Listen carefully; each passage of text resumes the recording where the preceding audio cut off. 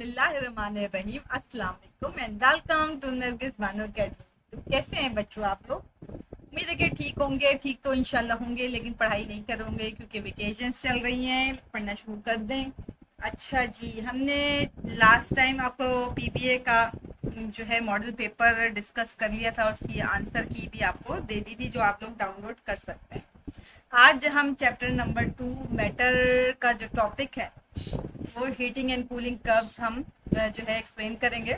इससे पहले वाली वीडियो आप लाजमी देखिएगा, वो आपको बहुत आसानी और देगी और कन्वीनियंट होगा ये समझने में। ठीक हो गया। आज हीटिंग एंड कूलिंग कर्व्स पे बात करेंगे।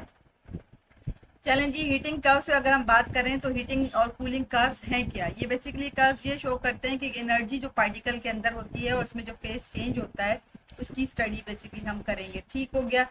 अब यहाँ पर सबसे पहले हम हीटिंग कर्व की डिस्कशन करेंगे थ्रू ये कर्व या ग्राफ। ठीक हो गया।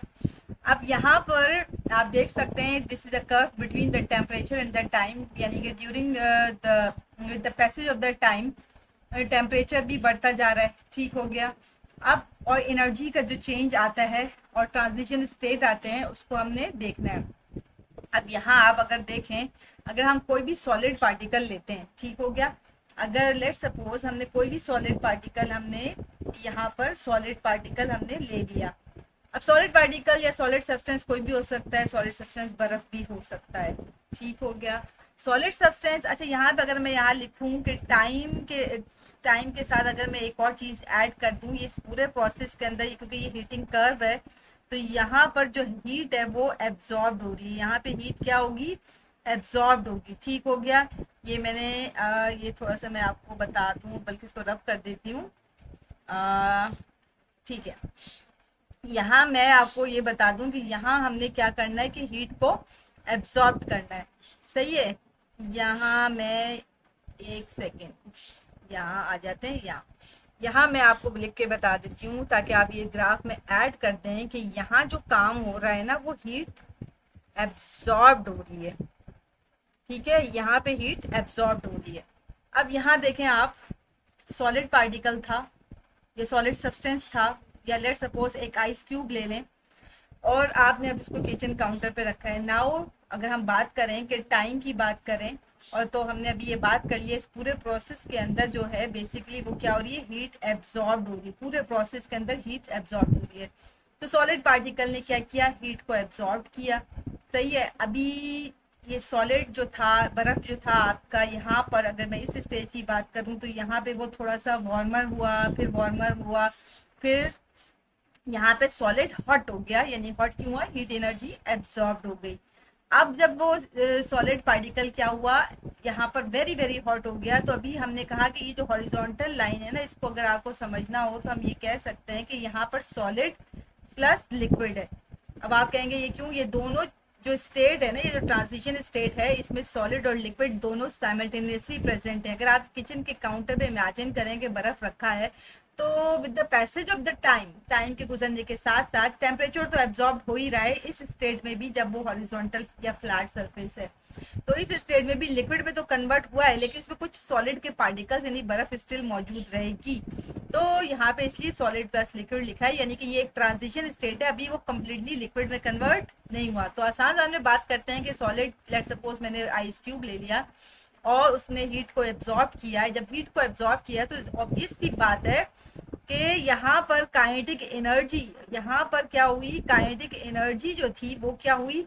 जैसे जैसे टेम्परेचर बढ़ रहा है काइनेटिक एनर्जी बढ़ रही है। अब काइनेटिक एनर्जी जब बढ़ रही है इसका मतलब है कि जो पार्टिकल्स हैं सॉलिड के अंदर वो विग्रसली जो है उनकी मूवमेंट शुरू हो गई, वो वाइब्रेट करने लगे विग्रसली। सही है। जब काइनेटिक एनर्जी इंक्रीज होगी, इसका मतलब यानी जब टेम्परेचर या हीट एनर्जी एब्जॉर्ब हुई, काइनेटिक एनर्जी बढ़ी। जब काइनेटिक एनर्जी बढ़ी तो पार्टिकल्स विग्रसली वाइब्रेट करने लगे। सही हो गया। जिसकी वजह से हमने कहा कि यहाँ पर पोटेंशियल एनर्जी तो कांस्टेंट है। अब इस स्टेट के अंदर, अब यहाँ पर जब सॉलिड, मैंने आपको बताया था वार्मर था बहुत, फिर हॉट हुआ, फिर वेरी वेरी हॉट हो गया। Now there is a simultaneous state which is solid and liquid and this state is called melting. ये जो स्टेट होगी, आप सॉलिड लिक्विड के अंदर आ रहा है और वो मेल्ट होना शुरू हो गया। अब देखें लिखा है कि सॉलिड मेल्टिंग।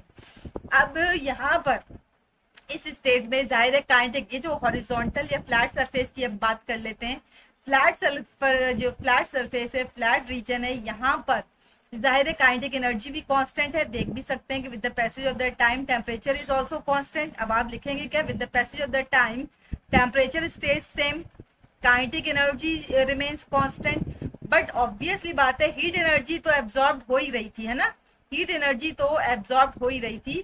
तो यहाँ पे जब हीट एनर्जी एब्जॉर्ब हो रही थी तो यहाँ पर पोटेंशियल एनर्जी आ जाएगी, विच इज पोटेंशियल एनर्जी। यहाँ पर हॉरिजॉन्टल लाइन पे पोटेंशियल एनर्जी आपकी क्या हो रही है, पोटेंशियल एनर्जी इंक्रीज हो रही है। अब पोटेंशियल एनर्जी इंक्रीज का मतलब ये है कि जो इंटरमोलिकुलर फोर्स ऑफ अट्रैक्शन था बिटवीन सॉलिड पार्टिकल्स, अब वो क्या होने लगा है, वीकेंड होने लगा है।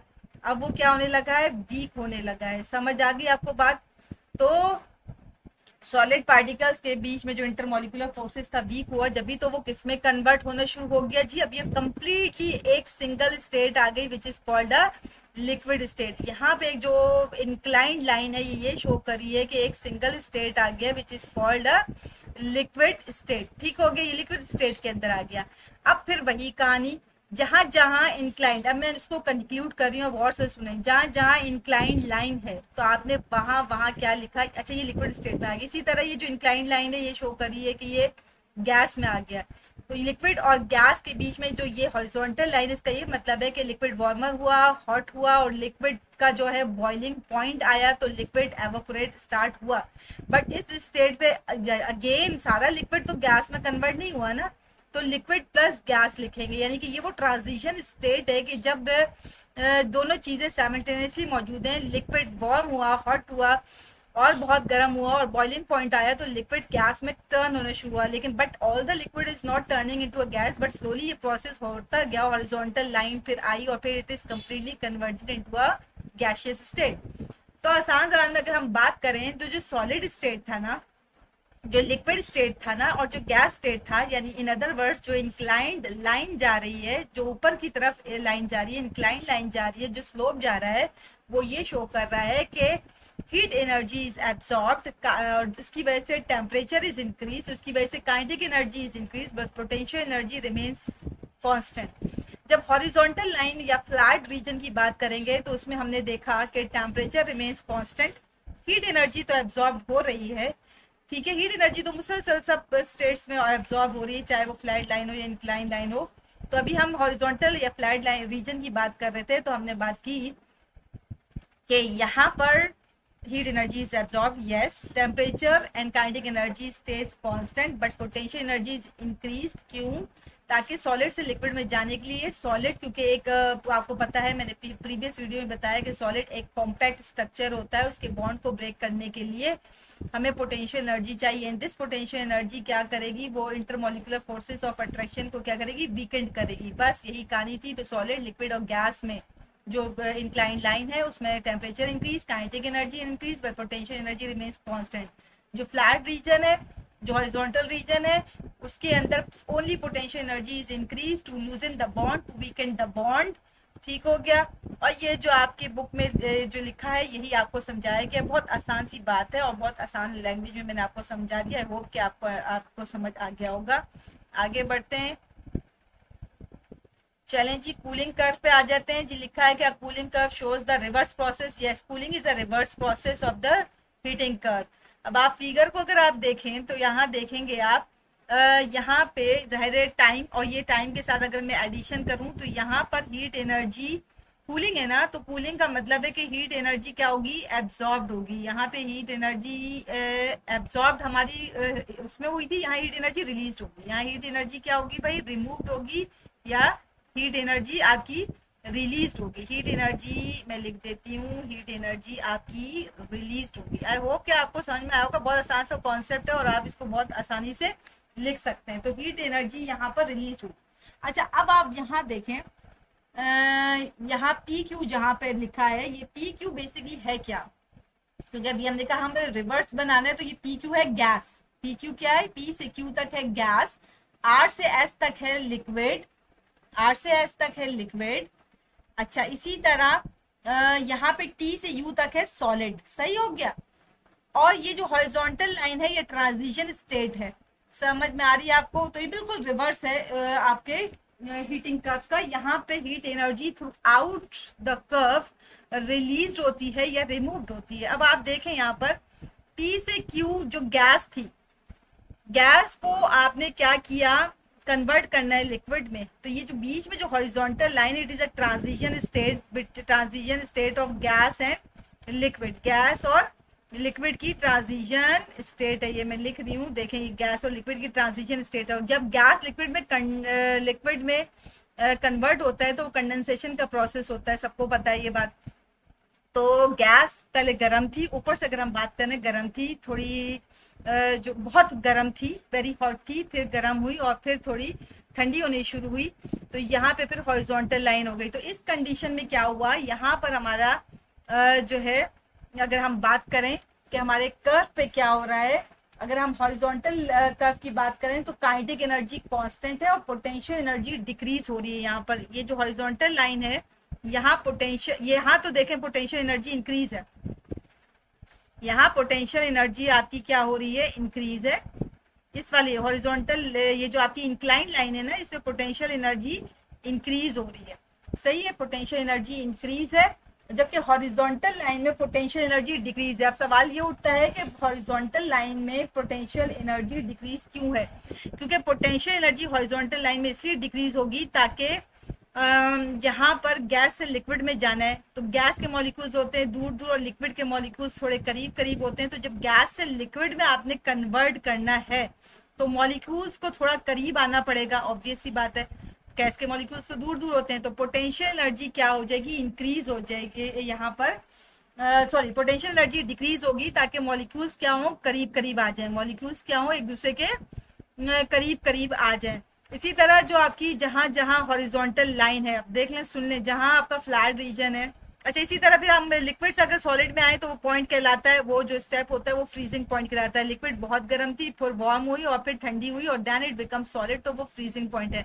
तो आसान जबान में इंक्लाइंड वाली लाइन पर टेम्परेचर हमारा जो था वो डिक्रीज हुआ और काइनेटिक एनर्जी जाहिर है कि डिक्रीज हुई और पोटेंशियल एनर्जी हमारी यहाँ पे आपकी जो है कांस्टेंट ही समझने पोटेंशियल एनर्जी, लेकिन जो हॉरिजॉन्टल लाइन होती है वो पोटेंशियल एनर्जी, इसमें यहाँ पर पोटेंशियल एनर्जी डिक्रीज हो रही है ताकि मॉलिक्यूल्स विल कम टुगेदर। जहां जहां हॉरिजॉन्टल लाइन है पोटेंशियल एनर्जी डिक्रीज हो रही है ताकि मॉलिक्यूल्स स्लो डाउन हो जाएं, ठीक है। फ्लैट लाइन पे मॉलिक्यूल्स क्या होंगे, फ्लैट लाइन पे मॉलिक्यूल्स स्लो डाउन होंगे, पोटेंशियल एनर्जी फ्लैट लाइन पे डिक्रीज हो जाएगी, सही हो गया। तो अब हम अगर हम यहाँ थोड़ा सा देखें, अच्छा जी, यहां देखेंगे गैस फेज पे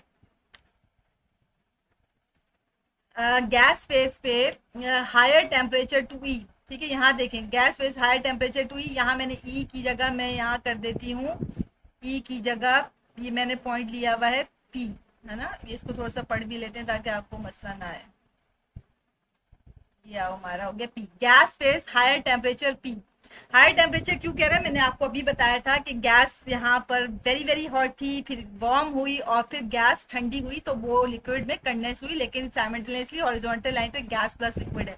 तो मतलब समझ में आ रहा है, gas phase higher temperature to P, P के ऊपर अगर आप देखें तो यहाँ पे पी लिख लेते हैं, ठीक है, यहाँ पे भी पी लिख लेते हैं।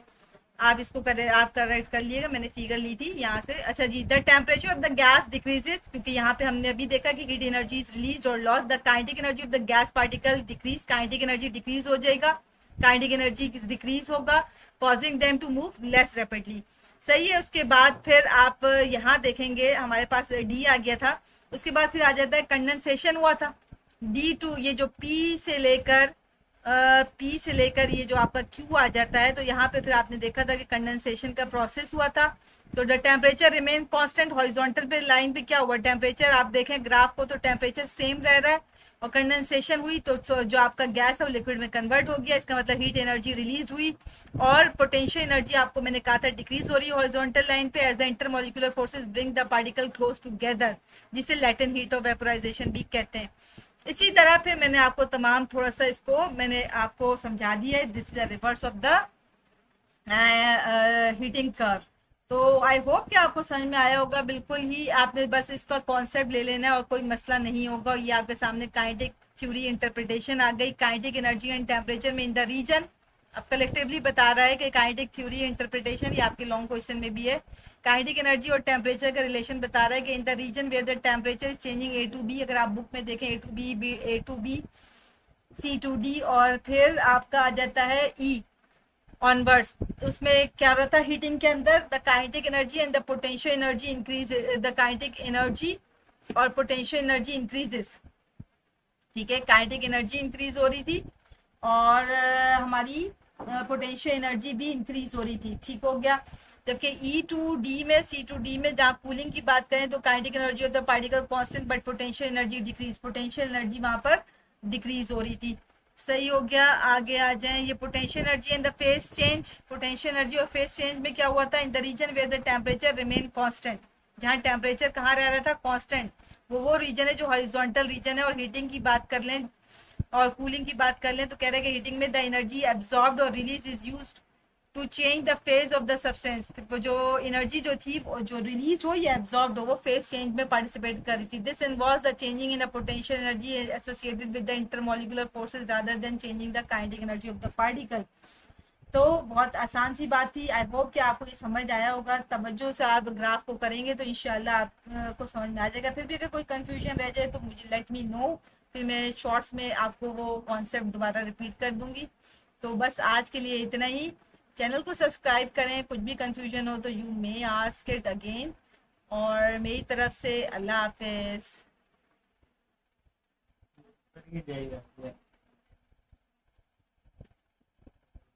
क्यों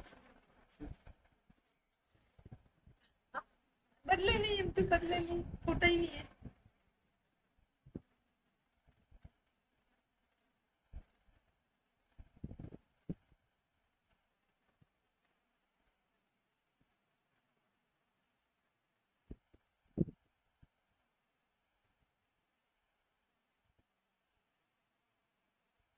खुद फोड़ते रहो तो कुछ नहीं गंदे।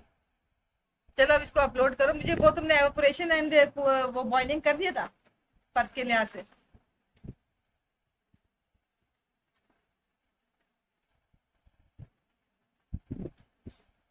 एवापोरेशन और बॉइलिंग का करके दो। अब इसको अपलोड कर देना भाई, आइडिया लेके।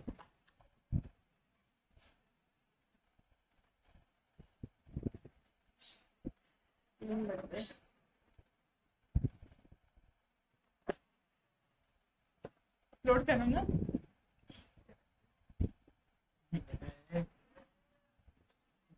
चाहे चाहे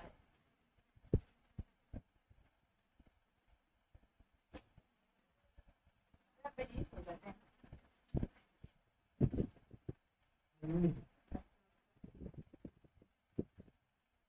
अपलोड करते जल्दी।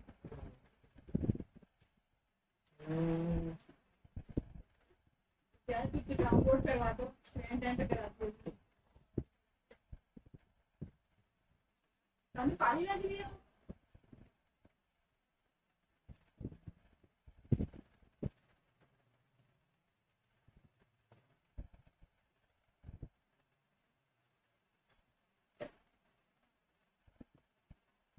कोई ना कोई काम करते हैं, चैनल पे लगा रहता है, इसलिए मुझे काम करना है। क्या हुआ?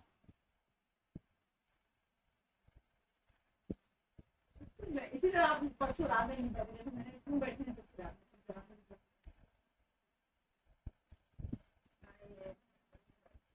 तो कितने मिनट की बनी? वो कैमरा बैठे